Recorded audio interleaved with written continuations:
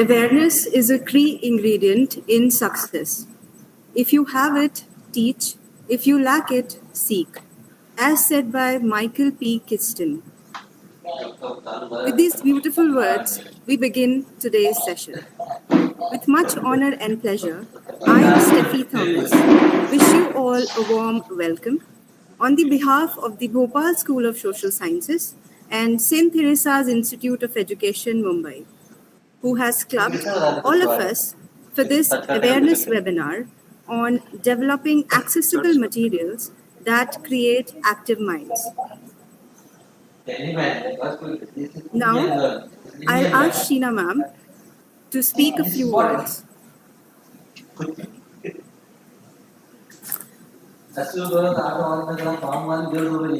Hi, Dr. Namita. It's been a pleasure reading you from Times of India to tracking the journey where you're doing this webinar for us.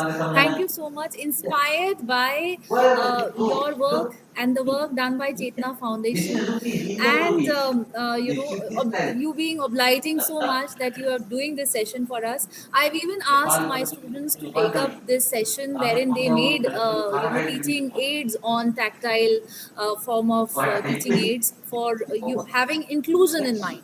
So inclusivity being the mantra even given and stated in National Education Policy, it is my honor and privilege to have you on board, which is hosted by both the Bhopal School of Social Sciences and St. Theresa's Institute of Education. Most welcome to you, ma'am. So, dear friends, I consider it as my privilege to welcome and introduce an eminent personality, a beautiful soul in the eyes of God and others, and it is none other than our resource person for today's awareness webinar, most respectable Dr. Namita Jacob, the director of Chetna Trust. I just take your attention to know a bit more about Chetna Trust. To begin with, it is a charitable trust. The main aim of the trust is to build a community for all. This trust works for the betterment of the needy people of the society. Especially, it helps people with disabilities, supports women and young people by empowering them, and also conducts workshops in schools as well as in colleges to raise awareness among disability and to develop knowledge and skills. There is no end for this good work. It's our glory and privilege to welcome a distinguished and illustrious person, Dr. Namita Jacob, with us. We welcome you, ma'am. I'd like to quickly introduce her before I hand it over. Dr. Namita Jacob works around the world as an advisor with several national and international organizations and universities in the area of sensory impairments, multiple disabilities, and early childhood development. She is the program director of Chetna Trust, Chennai, which pioneers unique evidence-based solutions to issues in access to learning among people with several disabilities in India. She has authored several books and book chapters used by universities around the world. Dr. Jacob designs and develops services at community level within hospitals, schools, and orphanages across the world, and she has also helped to establish some of the earliest comprehensive services for children with complex sensory impairment in India. As the regional educational specialist for Perkins International, she supports the development of services for infants and children who are deaf-blind or have vision impairment and additional disabilities in the Asia-Pacific region. We are pleased to have you. We are very pleased to have you, ma'am. Over to you, ma'am.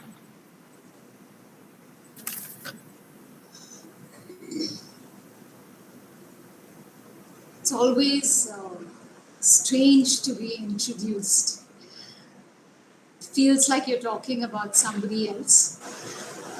It's been my pleasure really to work as an educator for many years now. And I think not putting ourselves into little boxes has perhaps been the most supportive thing for me.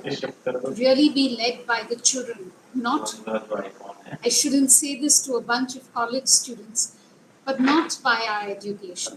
It's really in being with children that we always discover how we should create the best learning experience for them. When I started, we didn't have that many categories. Forget 22, there weren't very many at all. Schools in our country were often started by families. And as educators, as special educators, there were few places where we could actually even get training. Most training programs were offered through the national institutes, or there were a few that offered cross-disability.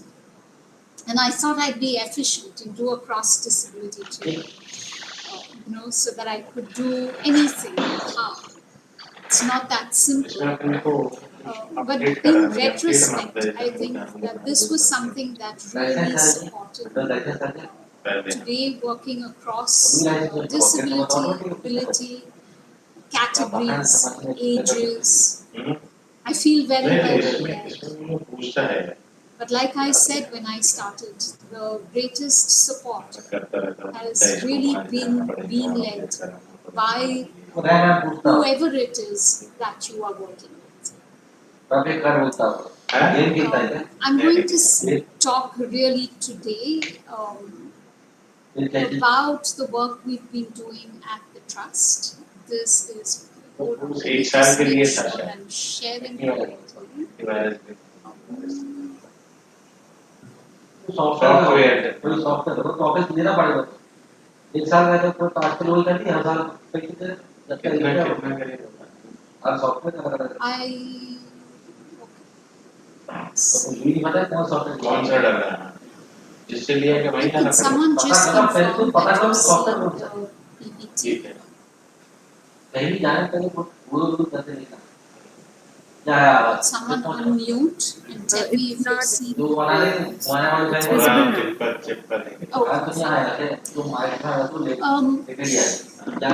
I wanted to focus today's talk on what we've learned through this particular project and this particular service that we offer at Children's Trust. It is what we call the ARM library, or the Accessible Reading Materials Library. We also offer a version of this through our website. And these are also books available on an accessible app that you can download. I want to talk about this to really help you think about this term of inclusivity, or this idea of creating something that is inclusive. Why stories when there are so many things that we struggle with? Well, stories, because stories are so important in education, in learning, in childhood. Stories really build such a vast array of skills, knowledge, attitude.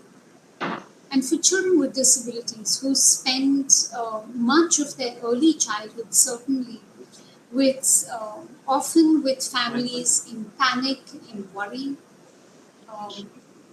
endless visits to doctors, to special centers, to therapists, being fixed. If you really drew a map of their childhood and compared it with a map of your own childhood, it would be often very stark. Not always, but often very starkly different. What we realized was, as it is, their experience of the world, experience of childhood, was so distinct, so different from anybody else's. And it was compounded by the fact that that this way of discovering a world larger than yours, having a storybook, really gives you a view into so many lives, a bigger life, other people's lives, other people's ways of thinking, builds your ability to imagine. None of this was going to be available to our children.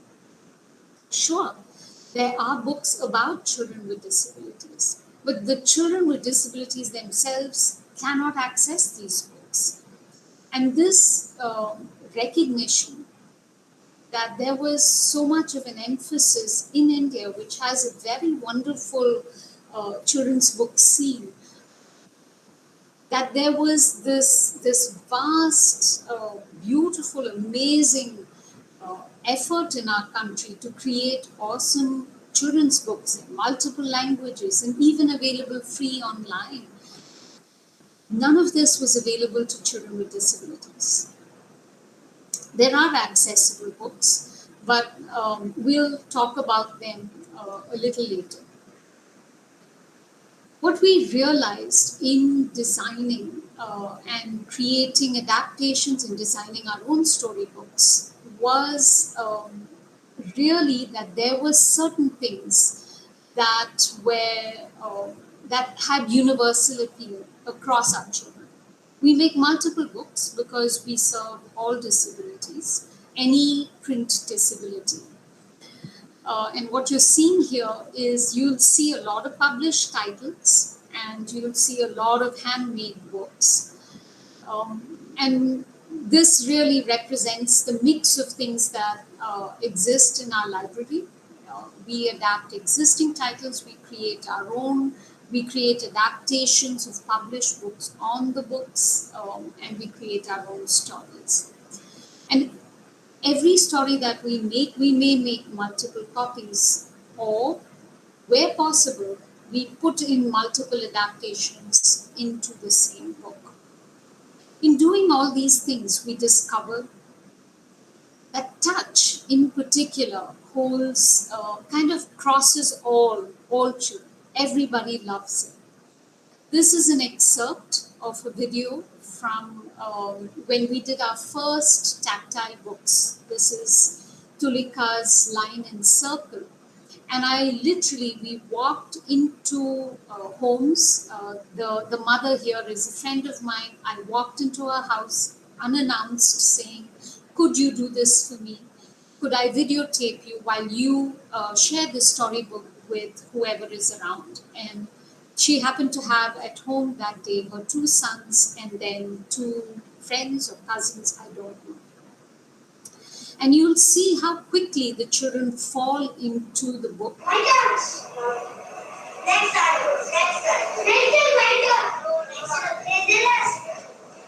He's closing his eyes and guessing the image.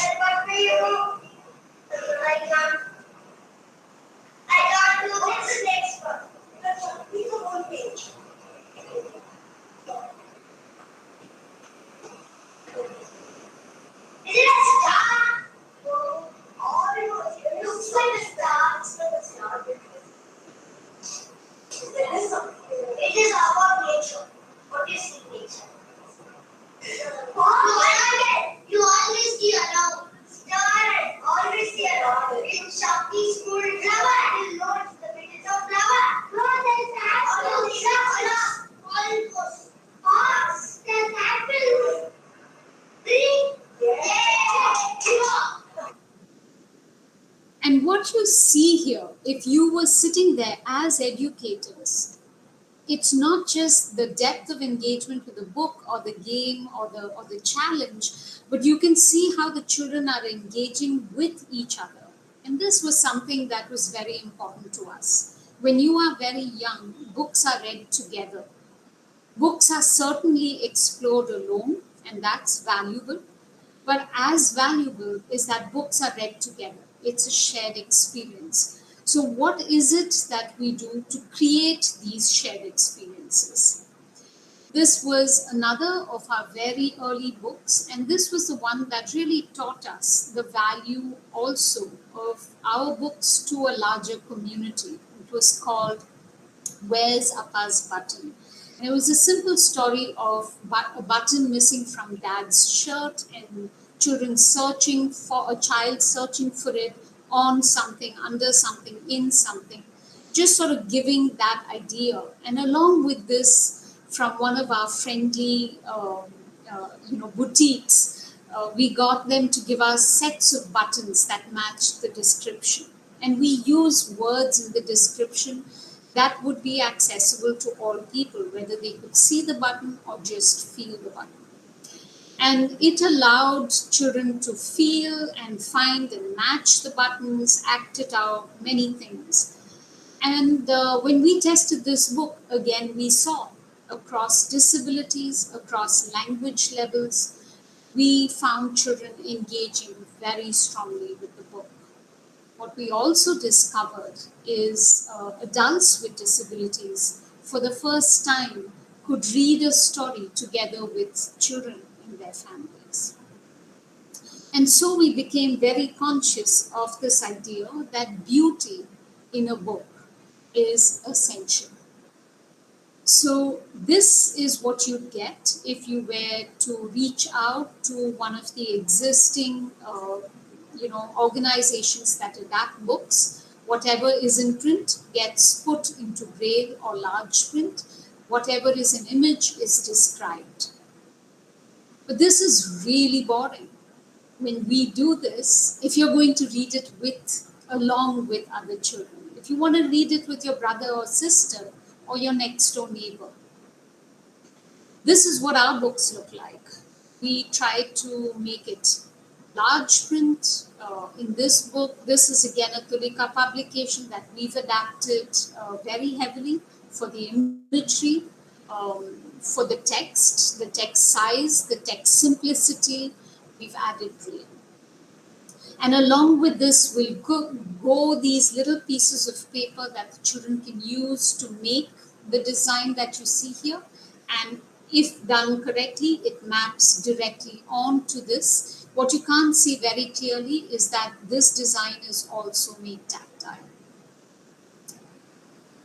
For children with visual impairment, it was really shocking for us to see that children could read braille. The picture down here on the bottom of the screen is of a child reading the braille. You can see her casually reading fluently with one hand. And yet when we ask her, what is on this image page? Her hands become flat. And she literally feels the page, dragging her hand from top to bottom. Basically, no strategy to explore an image. Even though much of this image is something she could actually pick up the leaves. But she doesn't discover this because her hands are flat. This really shocked us. It was something we really wanted to see change. So along with our books, we add on materials, real objects. In this book, you have a coconut, flowers, shells, etc. It all goes along with the book. We also know all our members, and so we offer the ones with vision get, if they need outlined imagery. The ones who have no vision may get braille with objects. There are multiple ways in which we make the storybooks available to the children. And this is the difference we see. The hands become active, the explorations become detailed, and this is the way we check to make sure that we're doing this effectively. Some books are easy to adapt. We can retain the beauty of the sari, for example, like a bandhani sari with little drops.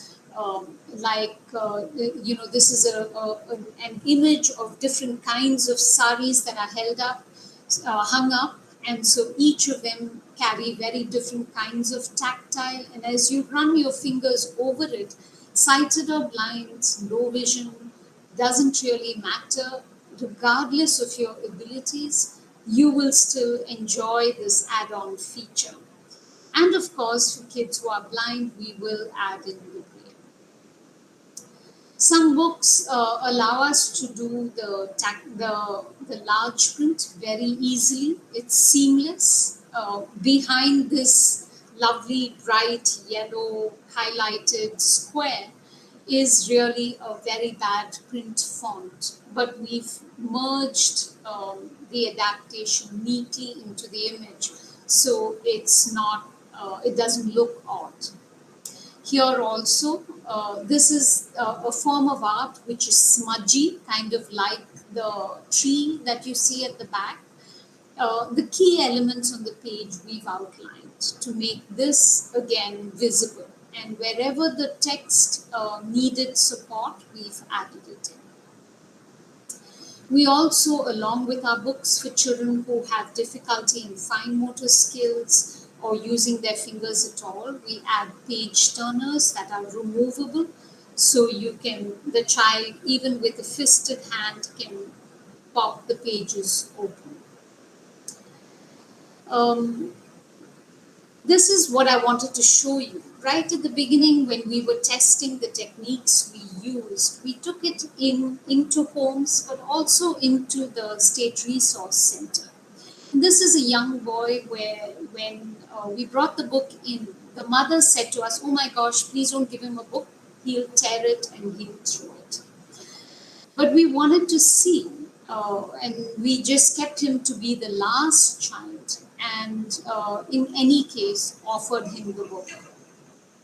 You can see that he's not interested. He closes his eyes, turns away, and the teacher puts his hand, and suddenly he becomes conscious.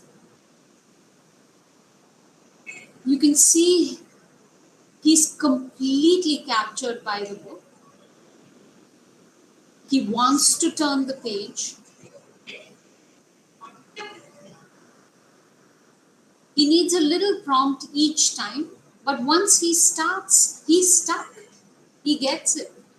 Now, this level of engagement, I mean, I could just stop here and leave you thinking it's some kind of magic bullet. It's not. You'll see as it progresses that towards the end of the book, he starts getting fed up and he wants out. So now he's starting to act up, look away, call for someone to get him out of the chair. He does come back, but no, not really interested. And she's going to close the page when one picture catches him. He comes back. He's engaged. He doesn't let it turn the page. He controls the book. And it's only when he's ready,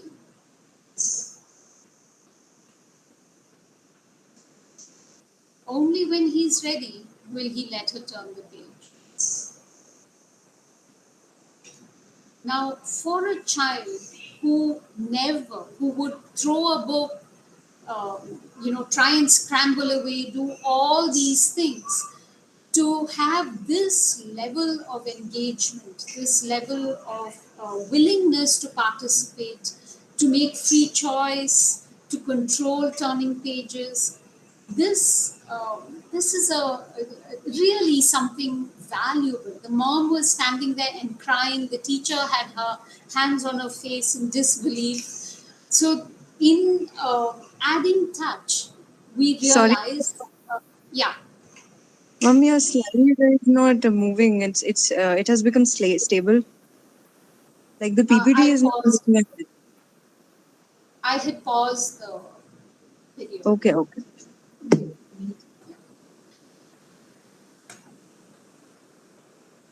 So we therefore do try to bring touch and real objects into a lot of our books. But as children grow a little older, and for children who have a greater capacity, who are learning at a higher level, we make sure that we have aids that also go along. So a book like this might have the animals that go along with the book, but we'll also support children to think at a more symbolic level.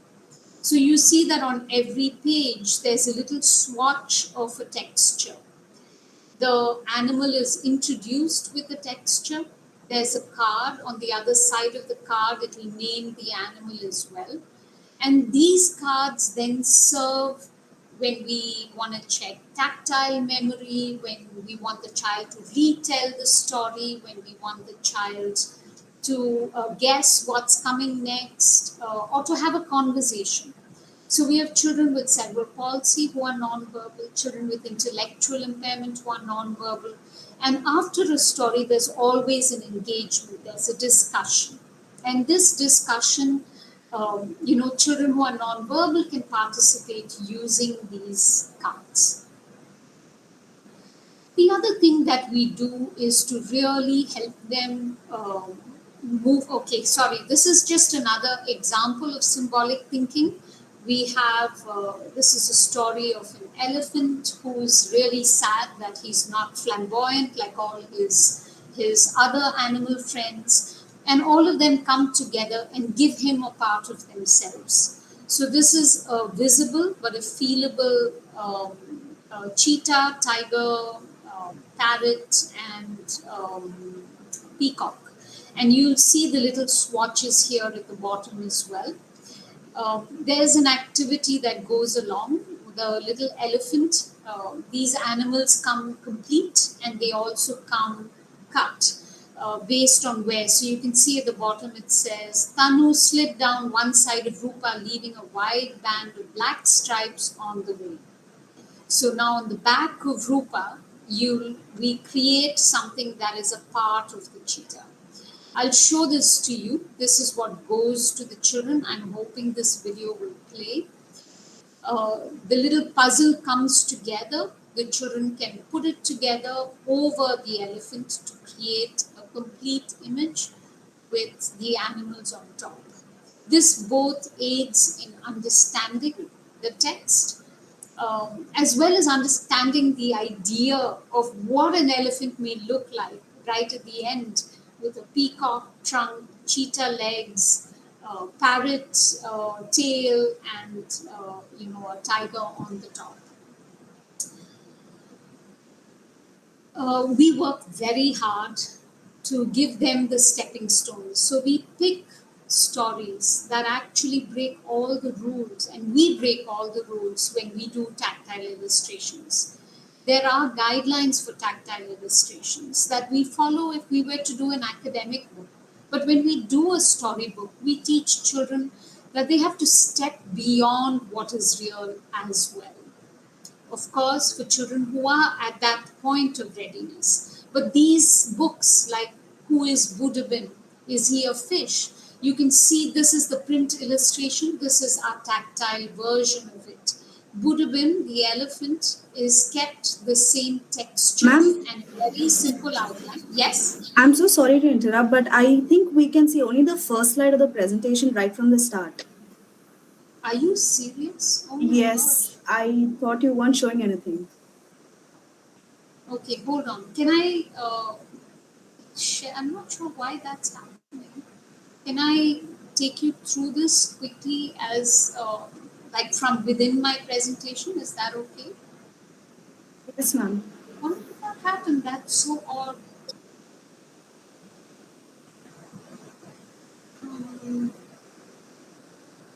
Okay.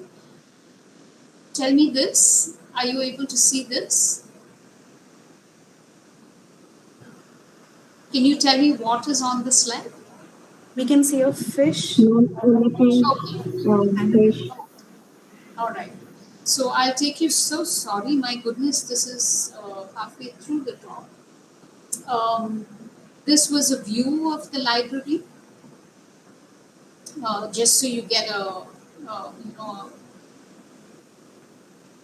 some idea of the range of books that we offer. Are you able to see this? Yes, ma'am. Yes? Okay. This was the video of the children, which you didn't see at all. But let me come back to the videos maybe if there's time. This is what a book looks like if it's just adapted directly following all the rules of adaptation. It's just print and braille enlargement. This is what we do. It's the recreation where we simplify language if needed. We use large print and highlights to support reading. We add braille. We add bright, simple images that children can see.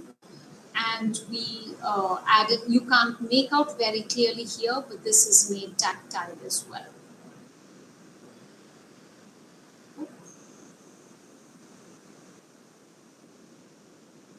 All right. This is what I was saying, this young child reading fluently with one hand, but not able to appreciate the images otherwise, right? She's just slid her hand down and has missed essential things like she could have picked up and played with the leaves. They have no search strategy whatsoever. These are examples of a story that's going along with real objects. These are examples of the same story adapted for children who need, maybe with visual perceptual disorders, with difficulty in attention. We would highlight it like this. The other version of the book has braille and objects that go along with it. When we give children this kind of an exposure, this is the kind of active hands you see where they're really feeling all the details of what they're doing. This is My Mother's Sari with adaptations right on the book. This is the page which has the Mysore silk, the Oriya sari, Bandhani sari, many saris, each sari tactile differently, and braille added in for children. So this means that this book can go to children across various disabilities. This is the example that I gave you of adding large print highlighted text with extra spacing and so on, but making sure we don't destroy the beauty of the book. This is the other example of the same thing, with the book look like this, like the fuzzy tree at the back. Even the chick, the hen, everything look like that. And just adding the outline allows it to pop more clearly. These are examples of the page turners. We use just tabs. They're all removable, so I can send this for a child with cerebral palsy or other fine motor difficulties who may have trouble turning a page unless it's thick enough and stiff enough, and protrude it if they don't have access to their fingers. I'm so sorry, this really is a video I was hoping you'd be able to see. And this is the little boy, and you can see his complete lack of interest. And the minute his hand touches the page,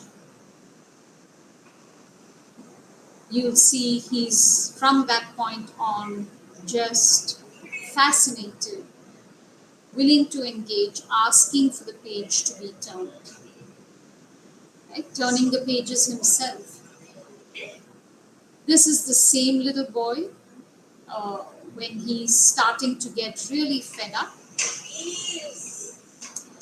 He's asking to be taken out.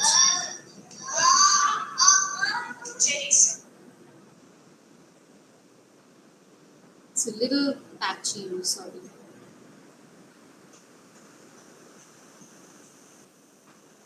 This is, he's asking to be removed. And the teacher is saying, okay, he's done. But this image catches his attention. And then he stays on this page, refuses to let the page turn. He really engages with all the elements of the picture. Eyes, you can see him blinking to show eyes. He's fascinated with it. He moves on to the hair.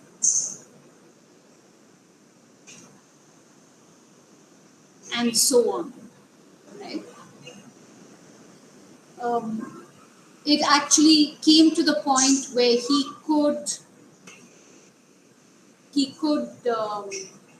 really stay through all the way to the end of the book.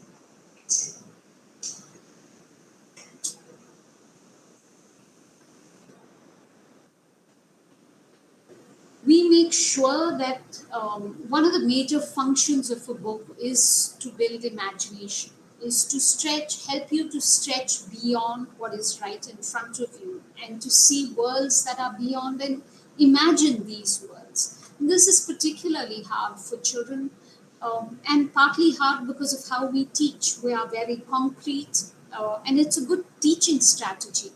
But do we create a foundation to allow them to move beyond what is directly in front of them? We try to do this in stories. We add in, this was the example that I spoke about. It's a book which is a sequence book. I was walking and I turned around and there was a yellow dog looking at me. I was walking and then there was a yellow dog and a green duck and a pink pig and so on. So with each page, we introduce the animal with a particular texture and a color. And all children use this book, love this book. And we use it at the back of each of these squares. You'll see the word written and the braille as well. And this allows children then to start forming, another way of thinking about what is on the page. For children who are blind, it allows them to develop a tactile memory, a symbolic tactile memory. Something that will help them, for example, when they are doing maps, where you have a key on one side, maps or graphs, you have a key on one side, and then you find the feature or the features in the book. So you become a lot more efficient if you've had these opportunities as a child. This was the story of Rupa the elephant. And these are the animals. You can see the symbolic piece here. We also give them these animals cut up like a puzzle. And this is the activity that goes along with the book.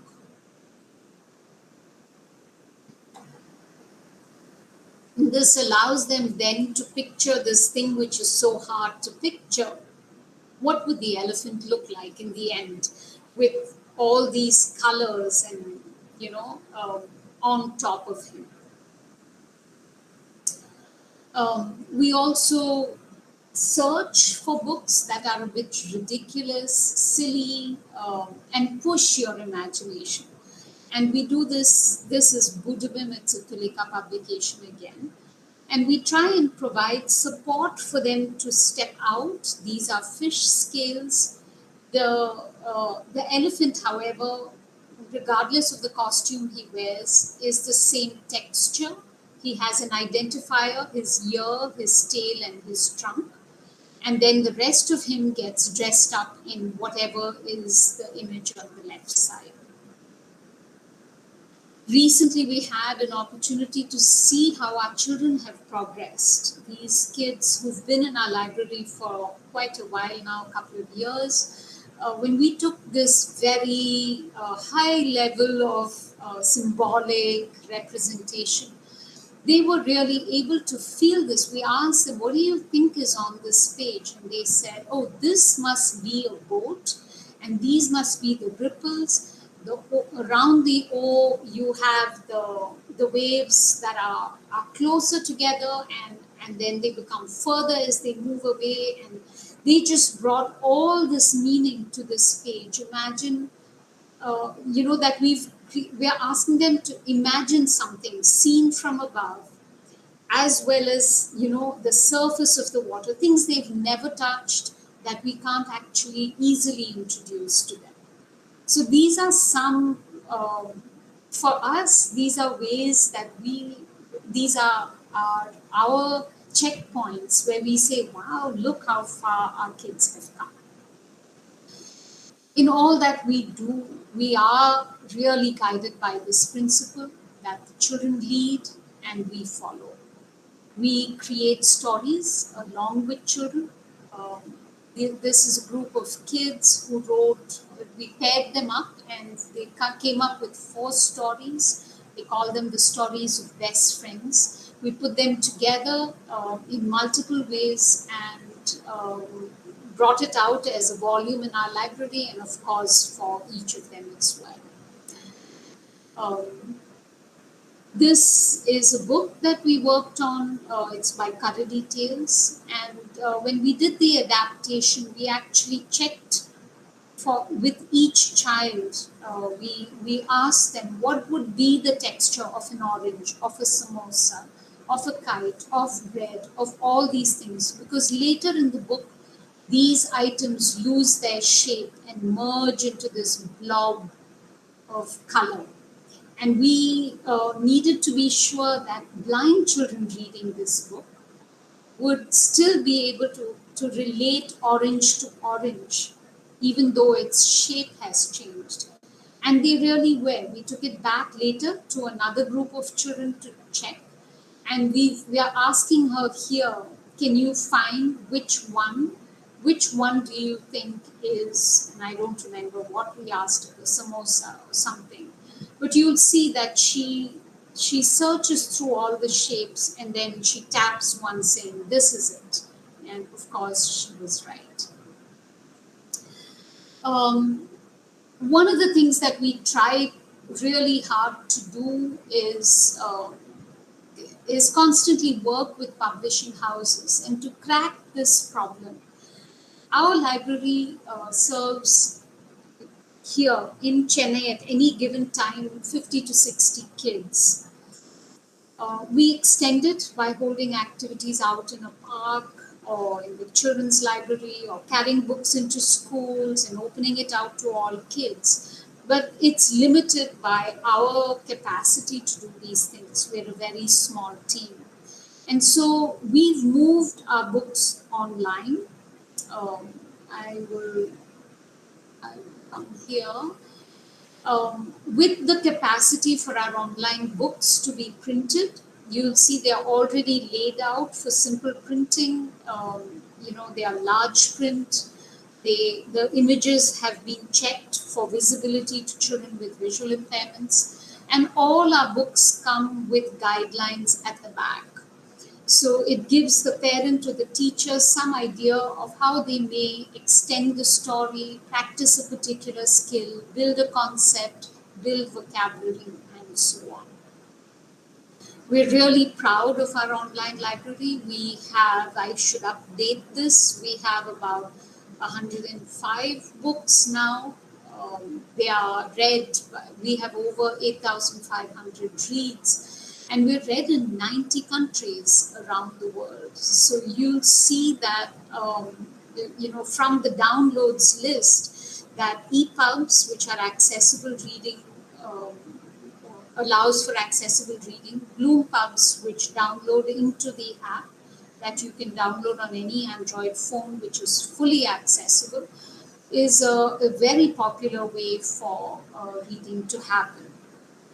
This is just, you can see the hot spots are India, England, surprisingly, who thought, Germany, the US, and it's fabulous to see, all over Asia, you get people who are reading our books, the islands, you have someone sitting in Hawaii reading a book, in Papua New Guinea reading the books. And this really helps us, stay focused on what we are developing here. The books are available in multiple languages. You have Kerala, no surprise, has been the state where most of the reading takes place. Again, a hotspot up north, down south, and Karnataka, where we really have a strong readership. So our books are in Kannada, in Malayalam, Tamil, Hindi, couple of Gujarati, Marathi books, etc. We look to the community to help us actually build these books. We rely on community sourcing for everything to happen, from editing to reading, even to sourcing stories and sourcing activities. So we've partnered with colleges, for example, and they help us.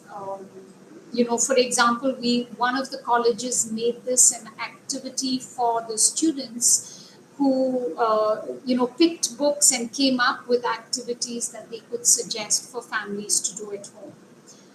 We've worked with colleges that help us write stories. We've worked with colleges that have helped with translations or recording or book creation.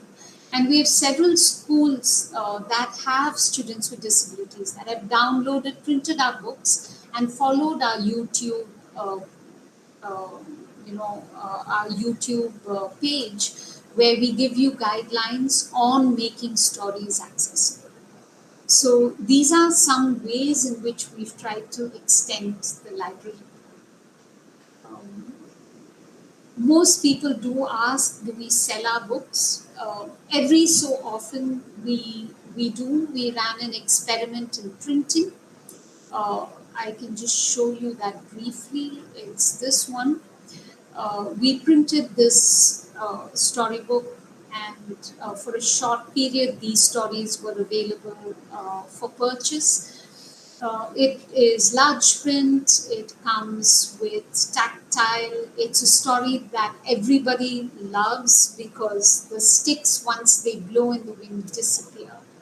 And all children have to search with their hands to find where in the picture the sticks have disappeared to. So it's a very popular story. A lot of children a lot of children without disabilities have taken the books to read. And of course, our kids, many of our children now used to reading stories. And I'm not just talking about the blind, I'm talking about all the members of our library, have really learned to use their hands to support their attention, to support their thinking, to support discovery, to help memory. And overall, the addition of a tactile element has been tremendously helpful. What we've been very careful about is making sure that whenever we added a tactile content, we would ensure that it would be meaningful for a child who is blind. In doing so, we ensure that children with visual impairment could access the book and enjoy it and understand it. And a child who has difficulty in processing meaning would have another way of getting extra information.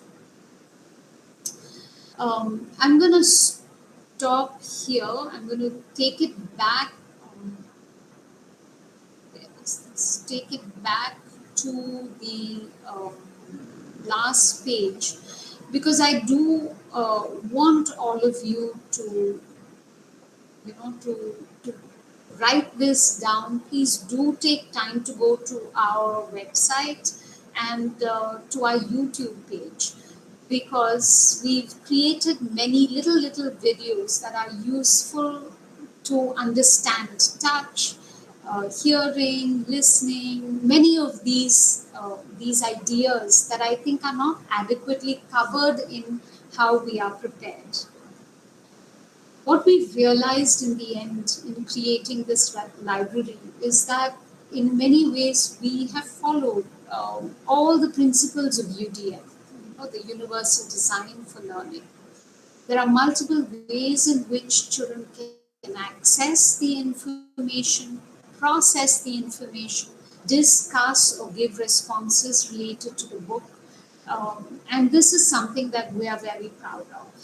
We've seen the benefits to our members, and now through the online library, we try to extend the possibility of impact to at least the rest of our country and anywhere else that we choose to use it. I'm going to stop here because I'm so sorry I had this whole thing timed and didn't anticipate going back and redoing the presentation. So let me see, how am I doing on time, Shini? Okay. Yeah, so I'd like to stop here and open for questions.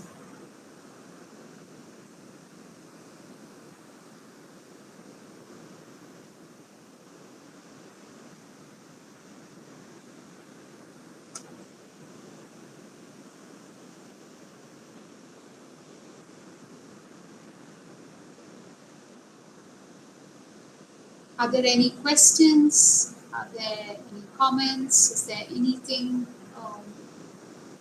further that you'd like me to talk about or ask me about?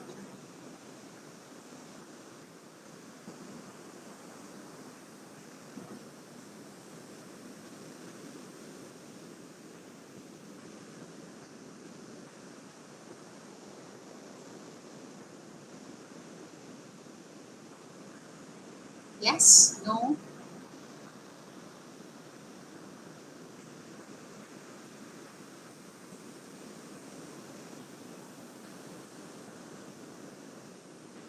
If the faculty are there, can somebody tell me, are we done? If anyone has query, you can just drop your queries over chat box. Or else you can unmute yourself and ask directly.